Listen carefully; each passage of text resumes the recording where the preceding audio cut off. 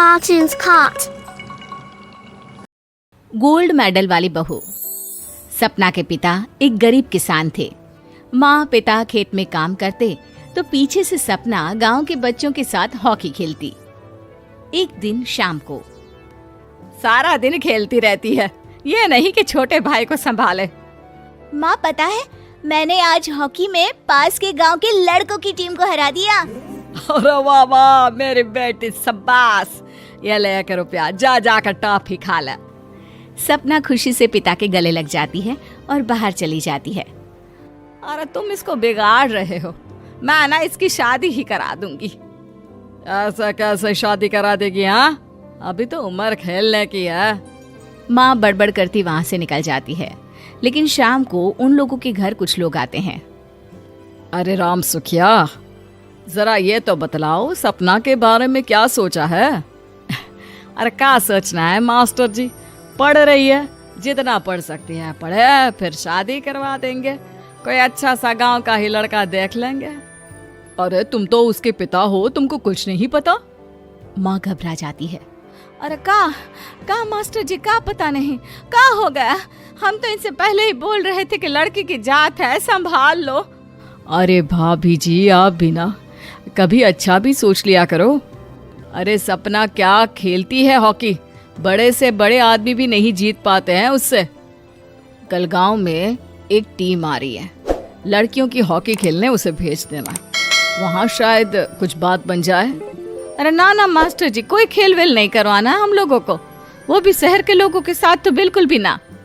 शहर के लोगों को ना कोई भरोसा नहीं होता मास्टर जी। अरे कैसी बात कर रही हो सपना की माँ, बुरा आदमी तो हर जगह मिल जाएगा, उसके लिए शहर का और गांव का। हाँ मास्टर जी, हम लोग तैयार हैं, कल आ जाएगी सपना वक्त से। माँ के लाख मना करने पर भी पिता सपना को हॉकी टीम के लिए भेज देते हैं। शाम को सपना वापस आती है, लेकिन लटके मुंह से। और क्या हो गया, मार खाई हो का? कौन मारेगा हमें? कोई मार वार खाकर नहीं आए। अरे फिर शकल पर 12 क्यों बजे है, बताओगी? देखो माँ, आप समझोगी नहीं, बताकर फायदा क्या है? अरे बिटिया रानी, हम तो समझेंगे ना, हमें ही बता दे।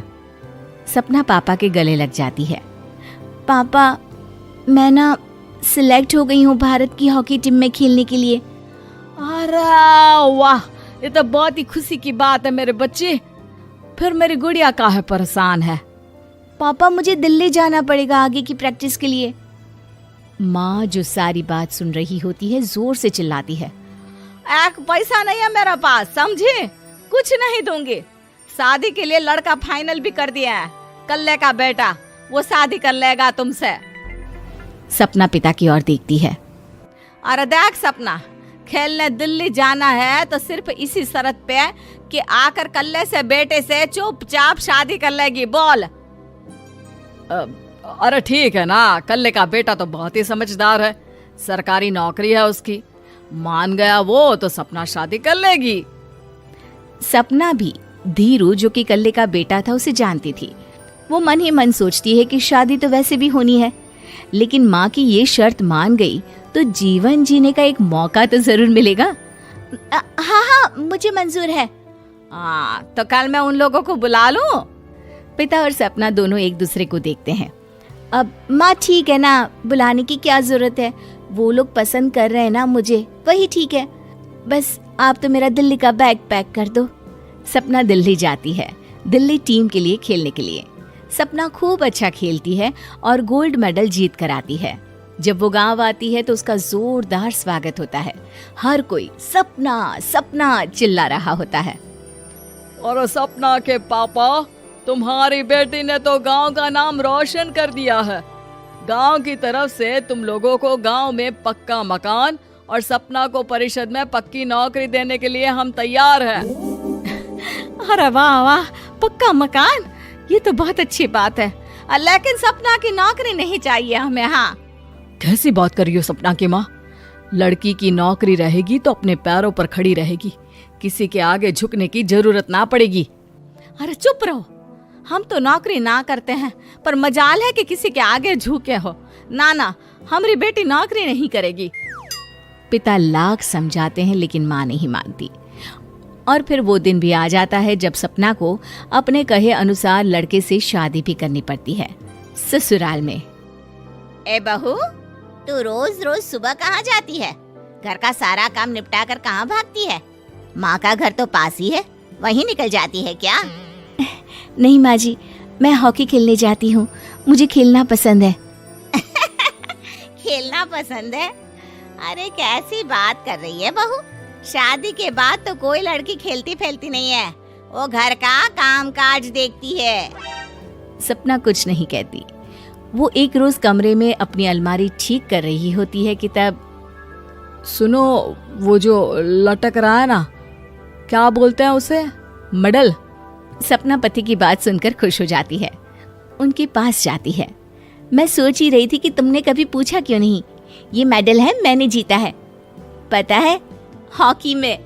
बड़ा मैदान, बहुत से लोग, 2 टीम और फिर शुरू होता है जुनून।